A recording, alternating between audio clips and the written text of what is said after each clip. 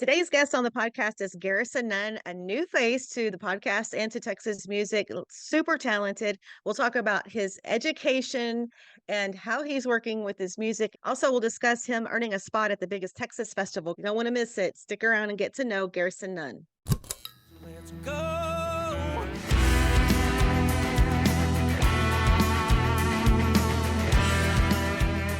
I love podcasts like this because for many, many years, I love getting that first single from a new, fresh artist. I want to welcome Garrison Nunn to the podcast. Hello, Garrison. You really got some stuff going on.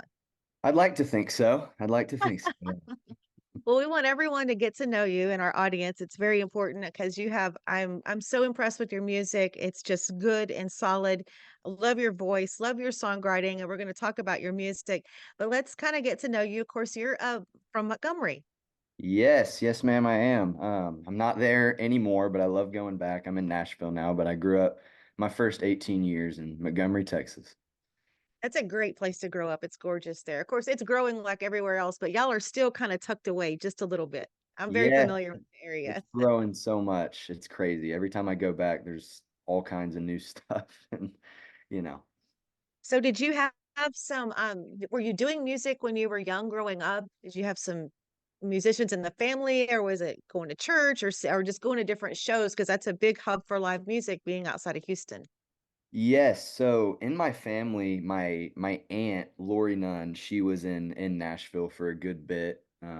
So she kind of did what I was doing back in the day, and then my grandma, so her mom was also musically inclined, and she loves music, and her mom as well. So it's just a whole line on that side of the family of, I suppose that's where I got my musical Hmm. talent, but in Montgomery, I've been playing for so long.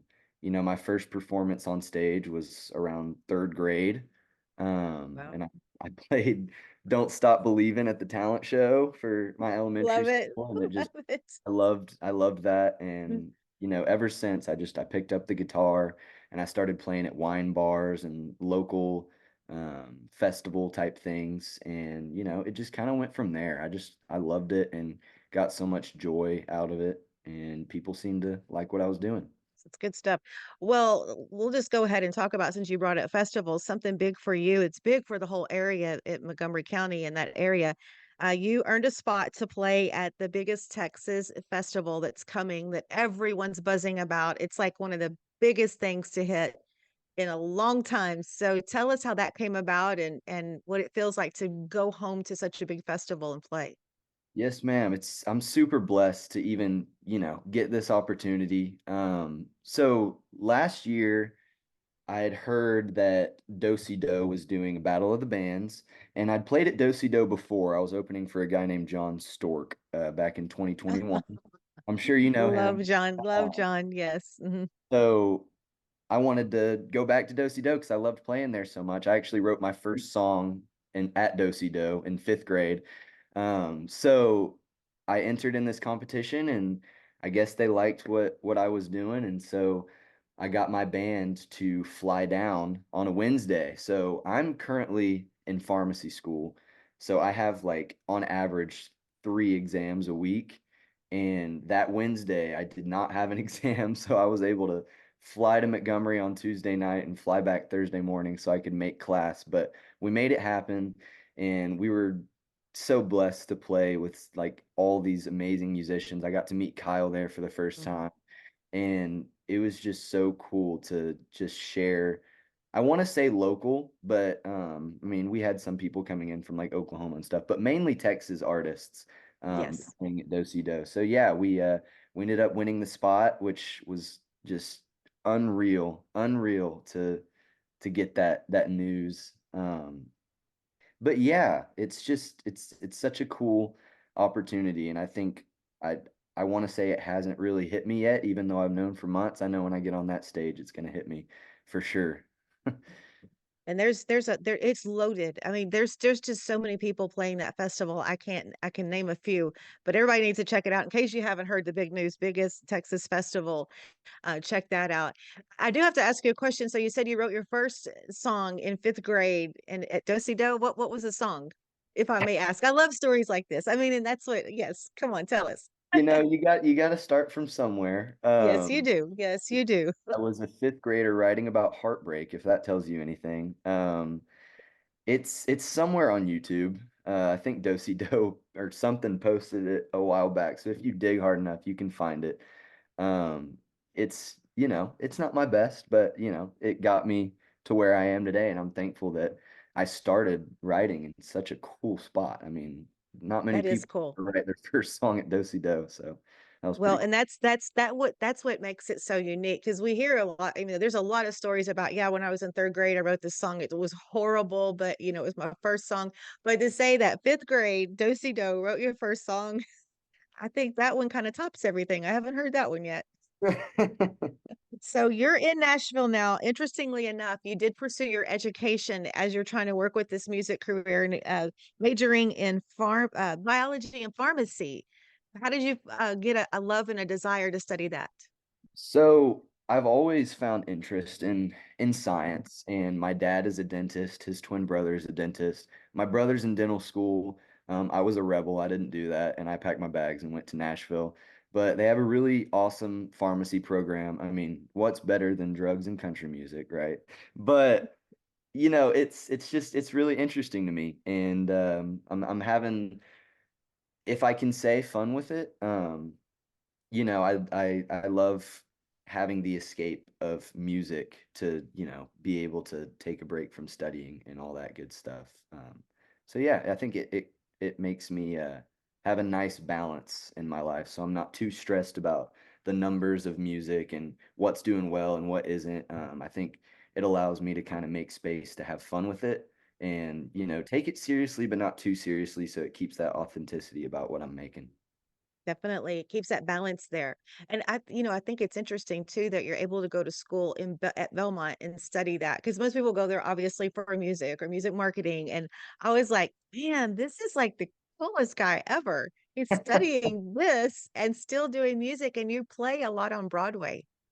I did. So yeah, last summer, to get some extra money, I played on Broadway. I've played at Tootsie's, Rippy's, Kid Rock's. I mainly cycled between those three, and it was great, experience of just working with crowds and taking requests of songs I've like maybe heard but could probably play.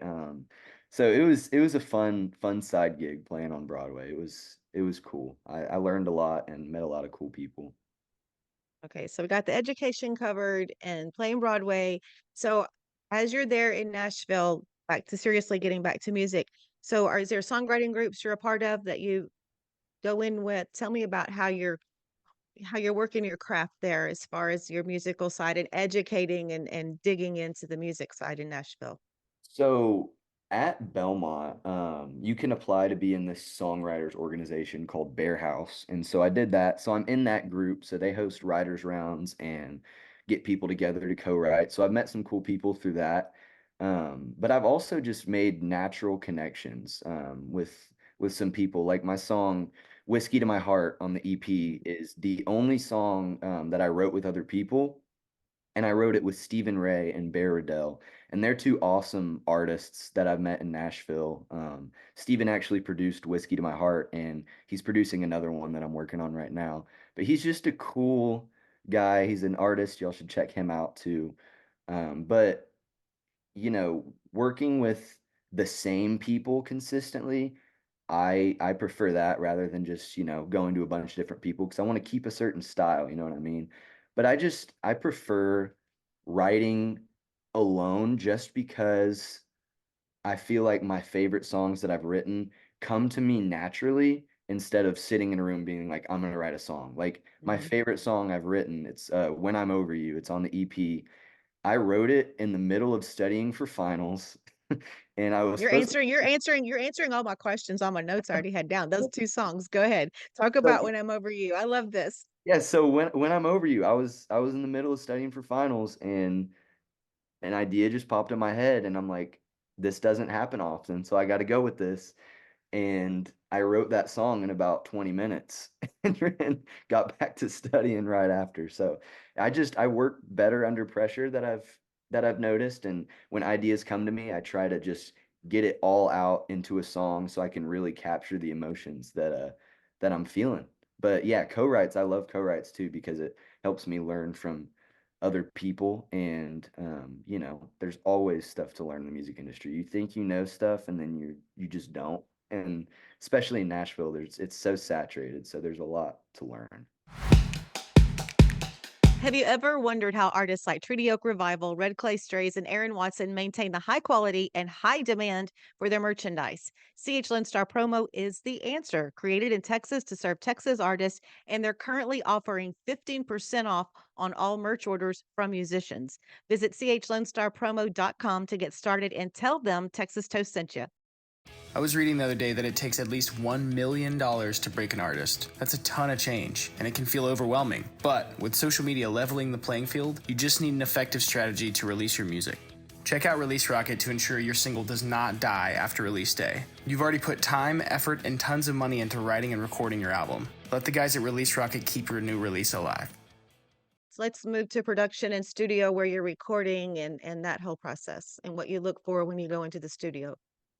So majority of the songs on the EP are produced by a guy named John Willis. He's been around for a while. He's worked with lots of artists like Kenny Chesney, Tim McGraw, Taylor Swift. I mean, the list goes on. Toby Keith, Alabama. He's got some really great credentials, and he's such a nice guy. He's out in Brentwood, which is like 20 minutes from Nashville. It's an easy drive, but he's really good about, you know, listening to my ideas, which I just send him either a live performance of my band playing it, but majority of the time it was just me with my acoustic guitar, and he was able to, you know, get the ideas out of my head of where I wanted the song to go. And he's an incredible guitar player too, so a lot better than me. So he was able to lay down some cool lead and just really bring my ideas to fruition. It was really fun working with him. Yeah. Well, When I'm Over You is such a great song. I also, okay, Whiskey to My Heart used to be absolutely fabulous song. Thank you so much. Thank you so much. That means a lot. So tell me about that one. So used to be, so speaking of old songs, that song, the idea of it came out like I want to say 2017. Like I've had that idea for a long time.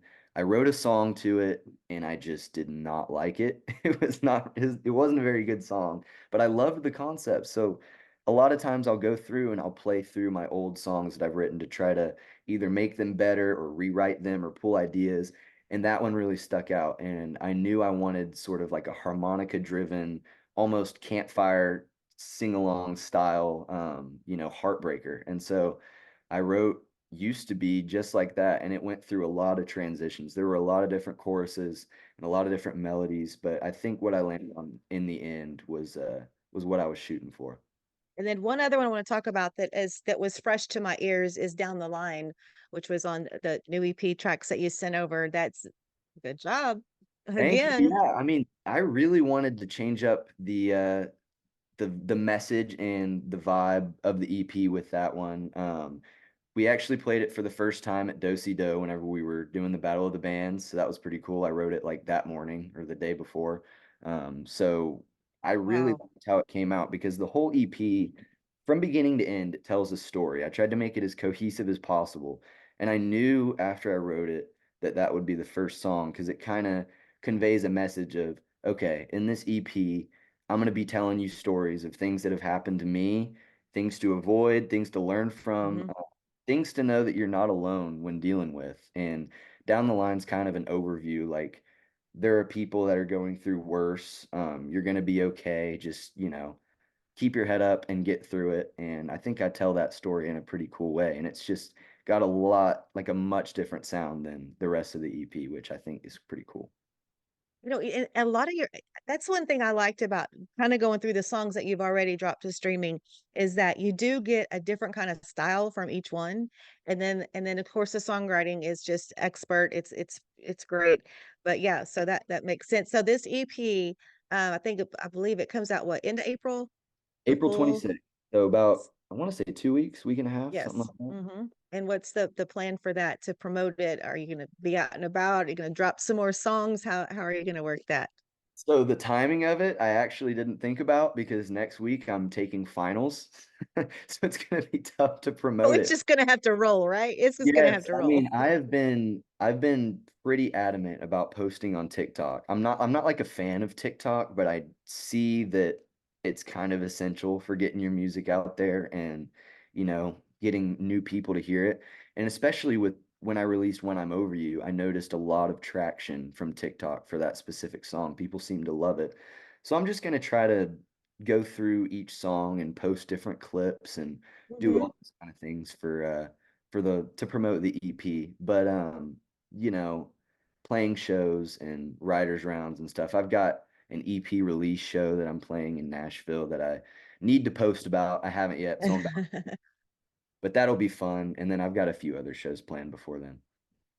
So when do you graduate? So I graduate in 2027. So I'm in my first year of Oh, pharmacy school right now. okay. I'm almost done with it. So it's a 4-year program. So you're just gonna keep grinding at both that and the music. So Oh yeah. let's say, 3, 4 years, once you're out, you've graduated and, it's just that's gonna be such an accomplishment in itself. How do you see music fitting into that and then your career as a pharmacist? So the plan as of right now is to get my doctorate and then, Mhm. just focus as hard as I can on music just for a little bit. I'll be probably working in pharmacies and doing stuff on the side, obviously, because I don't want to lose that aspect of me. But I really do want to take some time to focus on music. Yep. But even during pharmacy school, I'm trying to keep writing and to keep coming out with new songs, and the grind just isn't going to stop. It's Mhm. I love music too much to let that side of me fade. So that's definitely a priority for me. Well, and that's kind of a, I want to say it's not really out of the norm. I mean, it's so admirable, but there's so many artists from past Texas artists to the current Texas artists that were doing the college thing and going out and playing gigs and writing songs. And I guess that's kind of a this kind of just hit me.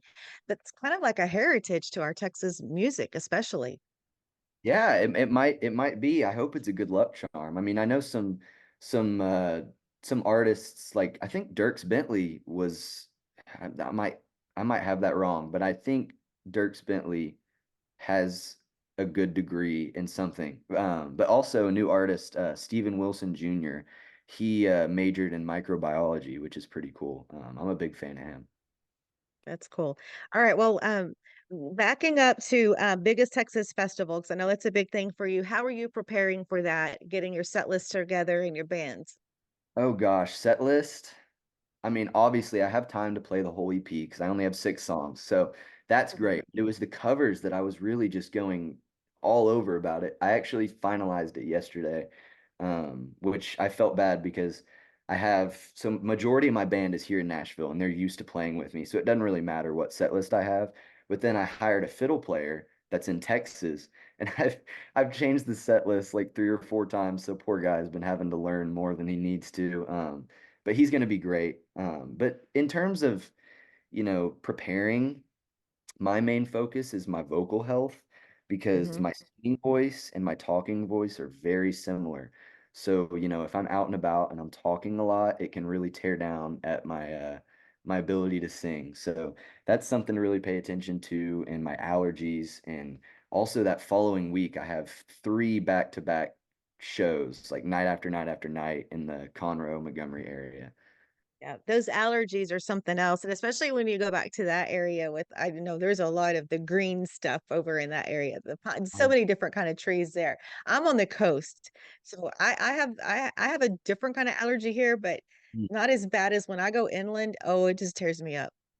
yeah, I mean, I'm headed to Texas a little early because I'm trying to play to the allergies. Like I know they're gonna hit me, so let it Yeah, hit me before the festival, please. that's for sure. So, what are some of your hobbies? What are your other interests on a personal side?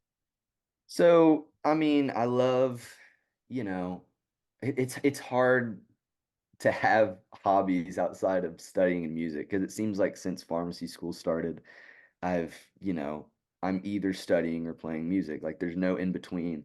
But I try to let myself have free time, just hanging out with my friends, or I go to the gym every day, so that's a big There you escape. go. Mhm. That's probably the biggest one in my opinion. I think, mentally, that's the best thing you can do for yourself is just getting exercise or going outside, eating right. I mean, I've really focused on trying to eat right lately, so I guess that's a hobby. But yeah, just It's trying to do things that make me feel better and healthier and stay on top of things. good stuff. Do you get to, maybe spend some vacations with your family at all during the summer? Of course, yes. So in the summer, I'll be in Texas for pretty much all of May, just playing shows and spending time with family and my dogs. I miss them all like so much. Oh, They've been able to come visit a few times in Nashville, which is nice. But I do have pretty much all of my extended family in Texas, so it'll be good to see them. A lot of them are coming to the festival, so that'll be a lot of fun. But I'll be going back to Texas in July for a little bit, just to see family and spend more time with friends. yes. Awesome stuff. Well, Garrison, I think we covered everything. Is there anything else I maybe missed or something else that you need to talk about? Um, I think I just want to emphasize that I am such a album guy in terms of listening to albums front to back. So when this EP drops on April 26th, be sure to listen from beginning to end Mhm. and pay attention to the story it tells. I actually do Mm. reference a lot of other songs in the EP throughout the listen. So I think if you pay attention to those things, you'll have a better understanding of what I'm trying to say. Okay. Garrison Nunn, congratulations on the upcoming full EP coming out. Your big show at the festival coming up in Montgomery County. And thank you for coming on the podcast. We'll be following you, and you have to find Garrison wherever you stream your music. Garrison Nunn. Thank you so much. Thank you, Helen.